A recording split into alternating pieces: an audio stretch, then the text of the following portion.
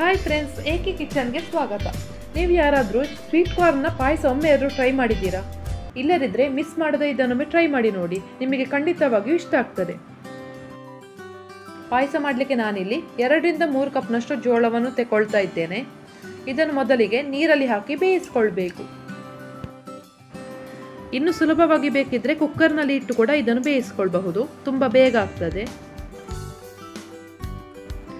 ಈಗ ನಾನಿಲ್ಲಿ ಬೇಯಿಸಿದ ಜೋಳದಲ್ಲಿ ಅರ್ಧದಷ್ಟು ಭಾಗವನ್ನು ಮಿಕ್ಸಿಯಲ್ಲಿ ಹಾಕಿ ಬ್ಲೆಂಡ್ ಮಾಡ್ತಾ ಇದ್ದೇನೆ. ಪಾಯಸ ಸ್ವಲ್ಪ ದಪ್ಪಾಗಿ ಬರ್ತದೆ. ಉಳಿದಿರೋ ಜೋಳವನ್ನು ಹಾಗೆ ಹಾಕಿಕೊಳ್ಳೋದ್ರಿಂದ ಪಾಯಸ ತಿನ್ನುವಾಗ ಕ್ರಂಚಿಯಾಗಿ ಸಿಗ್ತದೆ. ನಿಮಗೆ ಬೇಕಿದ್ರೆ ಬೇಯಿಸಿದ ಅಷ್ಟು ಜೋಳವನ್ನು ಕೂಡ ಬ್ಲೆಂಡ್ ಮಾಡಿಕೊಂಡು ಪಾಯಸ ಮಾಡಿಕೊಳ್ಳಬಹುದು. ಈಗ ಪೂರ್ತಿಯಾಗಿ ಬ್ಲೆಂಡ್ ಮಾಡ್ತಾ ಇದ್ದೇನೆ, ಯಾವುದೇ ನೀರು ಹಾಕಿಕೊಳ್ಳುವ ಅವಶ್ಯಕತೆ ಇಲ್ಲ.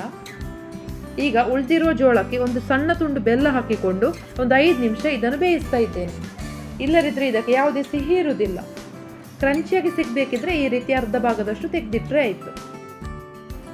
ಈಗ ಒಂದು ಪಾತ್ರೆಯಲ್ಲಿ ಸ್ವಲ್ಪ ತುಪ್ಪ ಹಾಕಿಕೊಂಡು ಆಗಲೇ ಬ್ಲೆಂಡ್ ಮಾಡಿಟ್ಟ ಜೋಳವನ್ನು ಹಾಕಿ ಚೆನ್ನಾಗಿ ಈ ರೀತಿ ಮಿಕ್ಸ್ ಮಾಡಿಕೊಳ್ಬೇಕು.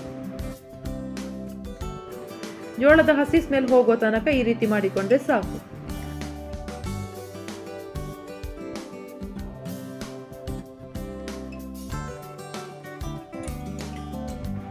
ಇನ್ನು ಆಗಲೇ ತೆಗೆದಿಟ್ಟಂತಹ ಜೋಳವನ್ನು ಕೂಡ ಇದಕ್ಕೆ ಹಾಕ್ತಾ ಇದ್ದೇನೆ.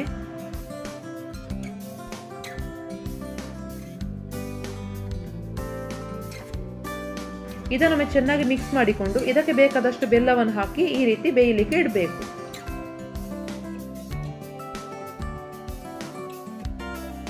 ಈ ಜೋಳದಿಂದ ಪಾಯಸದ ರೀತಿಯಲ್ಲೇ ಕಟ್ಲೆಟ್ ಹಾಗೆ ಪಕೋಡ ಇನ್ನು ಹಲವಾರು ರೆಸಿಪೀಸ್ಗಳನ್ನು ಕೂಡ ಮಾಡಿಕೊಳ್ಳಬಹುದು.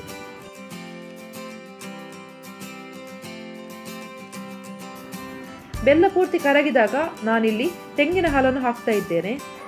ಇಲ್ಲಿ ನಾನು 2ನೇ ಹಾಲನ್ನು ಹಾಕ್ತಾ ಇದ್ದೇನೆ. ದಪ್ಪರ ತೆಂಗಿನ ಹಾಲನ್ನು ಕೊನೆಯಲ್ಲಿ ಹಾಕಲಿಕ್ಕೆ ಅಂತ ತೆಗೆದಿಟ್ಟಿದ್ದೇನೆ. ಇದು ಈ ರೀತಿ ಚೆನ್ನಾಗಿ ಮಿಕ್ಸ್ ಆಗಬೇಕು.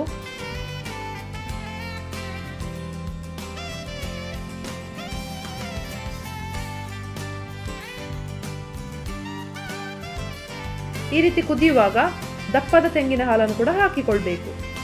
ಬೇಕಿದ್ರೆ ಡ್ರೈ ಫ್ರೂಟ್ಸ್ ಅನ್ನು ಕೂಡ ರೋಸ್ಟ್ ಮಾಡಿ ಹಾಕಿಕೊಳ್ಳಬಹುದು. ನಾನಿಲ್ಲಿ ಜೋಳವೇ ಕ್ರಂಚಿಯಾಗಿ ಸಿಗುವುದರಿಂದ ಡ್ರೈ ಫ್ರೂಟ್ಸ್ ಅನ್ನು ಸ್ಕಿಪ್ ಮಾಡಿದ್ದೇನೆ.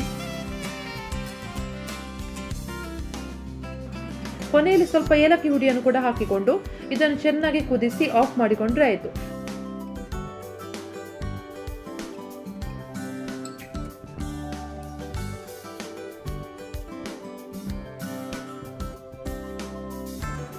ಅಲ್ಲಿಗೆ ತುಂಬಾ ಟೇಸ್ಟಿ ಹಾಗೂ ಡಿಫ್ರೆಂಟ್ ಆಗಿರುವ ಜೋಳದ ಪಾಯಸ ರೆಡಿ ಆಯಿತು. ಈ ವಿಡಿಯೋ ನಿಮಗೆ ಇಷ್ಟ ಆಗಿದ್ದಲ್ಲಿ ಲೈಕ್, ಶೇರ್ ಹಾಗೂ ಸಬ್ಸ್ಕ್ರೈಬ್ ಮಾಡಲು ಮರಿಬೇಡಿ. Thank you.